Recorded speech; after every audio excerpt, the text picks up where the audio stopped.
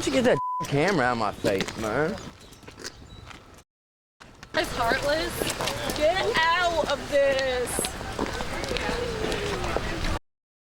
What happened that night? None of your business. Thomas Smith is one of the suspects in the case. This is all he had to say to News Channel 15 photographer Ben Short. Anything you'd like to say at all? Yeah. Mom, Addison, everybody in my family, I love you.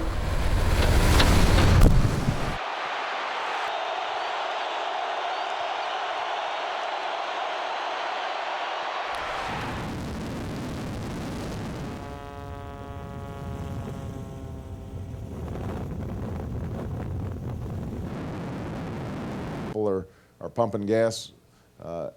It was overlooked when I was president. The state of Ohio was John F. Kennedy. The Tea Party say that's long enough. The owners of Maverick motorcycles say they went through 3 days of devastation before hearing the news that most of their items had been found. Just to show you how big a 52-inch casket is, flight nurse and paramedics discuss the upcoming situation. Actually dropped her off here at Fulton and Washington downtown, and the truck driver actually followed her to this spot. When she got off the bus, he said, "I told you I'd get you." That's when he opened the door, got out of the car, and chased her up to that Arby's parking lot.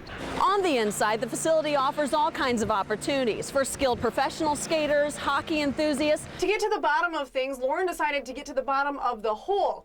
I have to turn these screws to lengthen my bone every day. Dawn King's shattered leg is a painful physical reminder of the terrifying day she nearly lost her life at the hands of her husband.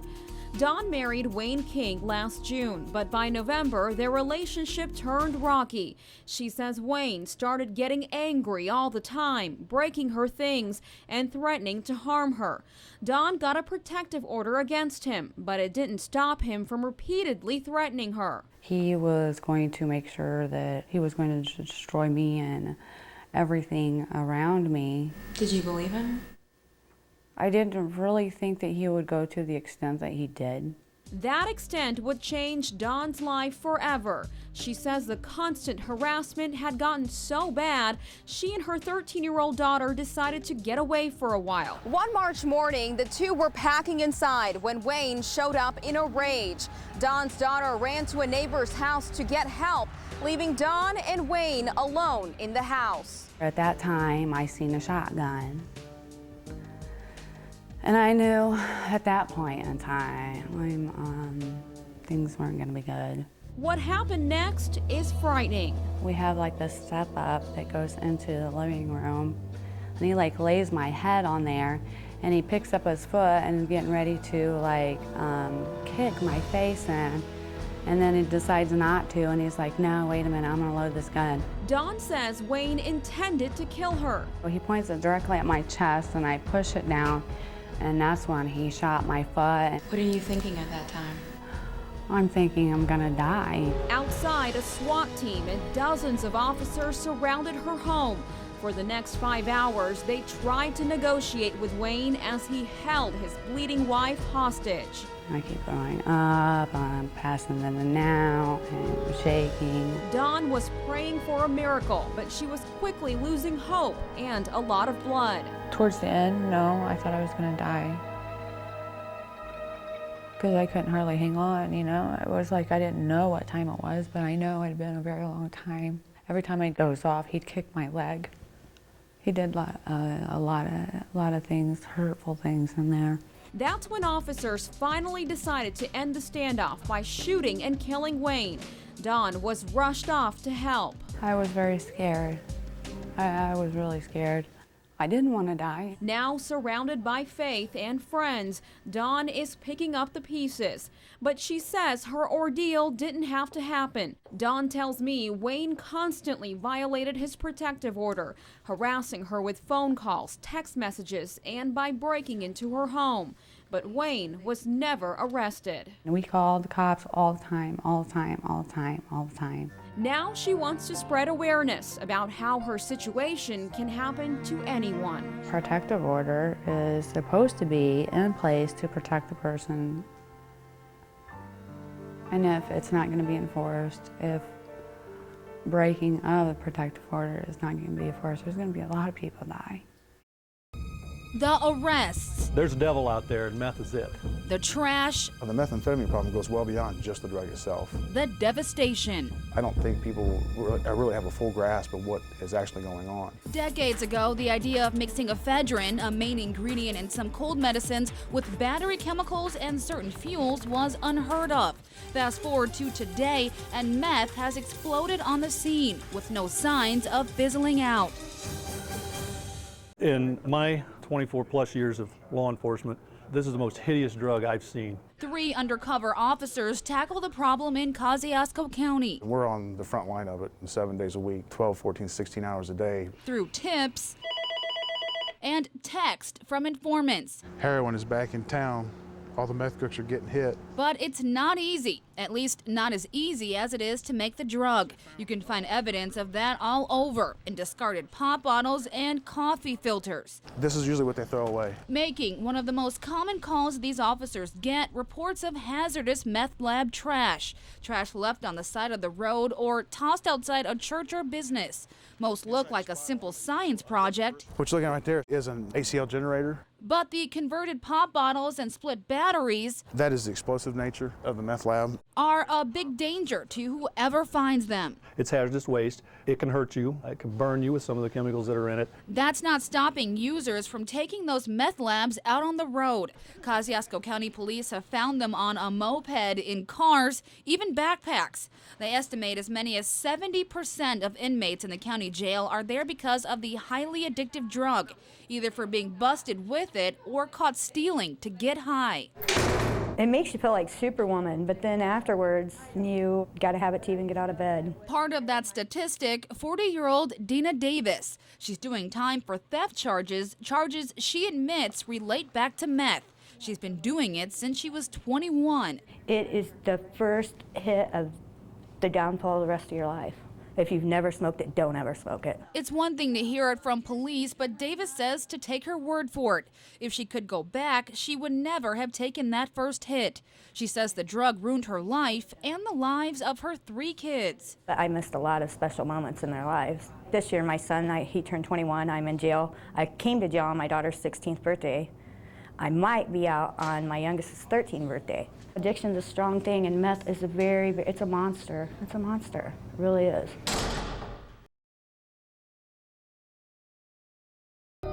It is the mecca of free thinking, and oftentimes the ground zero of the unusual. But would you know if behind all that funny stuff was something more sinister? Last year, confusion and chaos at IPFW. Police say this student started screaming in his geology class. One student inside said he was pointing at other classmates in a threatening way. Terrified, some students ran out of class and called police. Faculty members told us about another incident where a student went as far as to push a teacher. And this student says his classmate thought he was hearing voices in his head, disrupting class over and over. It was just kind of odd and a little scary. Disruption of a classroom activity is behavior that we just can't have. It's behavior George McClellan was hired to catch. He's IPFW's Vice Chancellor of Student Affairs. 3 years ago, he created the Behavioral Intervention Team, a team that monitors strange students, sometimes for months. Last year, the team investigated 8 students. 3 were concerning enough they were referred to a mental health professional. At the University of St. Francis, there's no special team. Here, teachers send students straight to the dean's office, who then decides if they need professional help. Leaders here say they've dodged threats on campus because of the school's small student-teacher ratios. An average classroom size is 17 students. We really rely on that monitoring on an individual basis based on the relationship with the individual student. The problem both schools face, though, is how to tell the disturbed apart from the disturbing. Even a mental exam doesn't provide clear-cut answers. Oftentimes, professionals will say a student isn't dangerous, but won't make any guarantees. Then you just have to watch. So they watch, and they listen, and they ask everyone else to do the same. It doesn't matter who you tell, just make sure you tell. Would you know if there was a Jared Laffner on campus right now?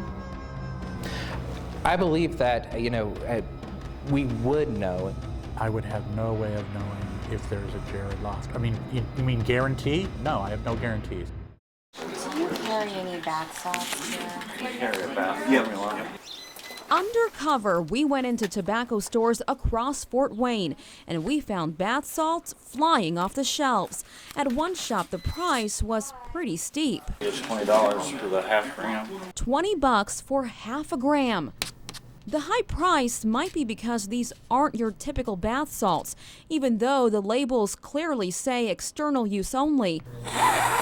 Hundreds of people across the country are snorting the salts to get high. The active ingredient is something that is rather similar to methamphetamine. That active ingredient can either be mephedrone or MDVP. Indiana Poison Center Medical Director Dr. Brent Furby says a little of either can cause harmful side effects. Higher doses can cause major problems and even death. Last year, poison centers across the country took around 300 calls. This year, more than 450, and it's only March. Lots of people might be sniffing it, but not everyone is selling it. At least 4 tobacco shops refuse to put it on their shelves. Those have been a huge deal in Europe, and they're very illegal in Europe because it's pretty dangerous stuff. The manager at this store didn't want to be on camera, but explained why. Although it isn't illegal, we felt that we didn't have enough information safely to put the product to the customers, and we like to keep them safe. Our camera sets up safely out of harm's way as the Humvees leave the village. That's when a typical Afghani attack would take place. As the convoy makes its way down the road, a chain of IEDs goes off. And the blast is followed by small arms fire from opposition hiding in the tall grass along the road. Inside the Humvees, members of Task Force Cyclone follow standard operating procedures. They keep in contact with the other trucks as the convoy moves through the attack, and they return fire through the entire ambush. There's never a dull moment. It's organized chaos in there. It gets the heart rate going, that's for sure. So who exactly are those guys in the scarves and hats shooting at Task Force Cyclone? Well, they're U.S. troops as well. They're part of a training unit called Op 4, or Opposing Forces. We use a lot of different tactics that we've seen the enemy use over the years, and we display that here to get, like I said, just to give them a better feel. Those who've completed tours already say the elaborate training at Camp Atterbury is vital to mentally and physically surviving the rigors they face abroad. Task Force Cyclone is looking forward to its upcoming deployment so members can put their skills to use for the country they love. It's a privilege for me to not only serve God as a Christian, but serve my country as well. I'm just a proud Hoosier, and this is what I love. This is my job, and this is what I love to do, is serve people.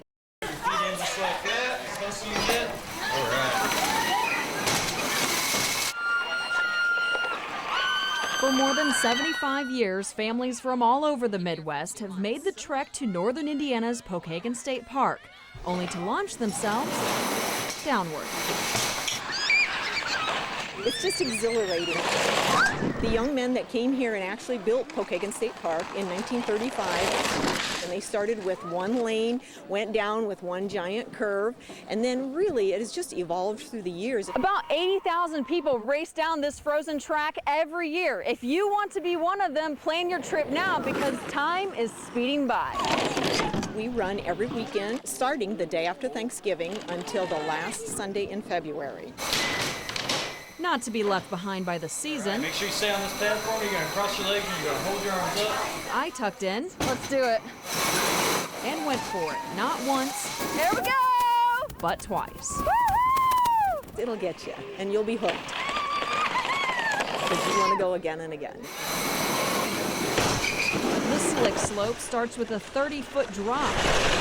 You zoom down at about 40 miles per hour, traveling 90 feet in all of about 30 seconds, reaching the end and ready to go again. There are a lot of safety rules that we go by because we want everyone here, two things, to have fun and to be safe. It costs $10 to rent a sled for 1 hour. 4 people fit on one ride. This time of year, you might expect to wait in line for your turn, but these smiles seem to say it's worth it. Come to the park, get those kids away from the video games. Enjoy the air and just be outside. Everybody's here for the same thing. Everybody wants to have fun. From Pokagon State Park, All right, hang on, everybody. Let's do Drew it. Blair, News Channel 15.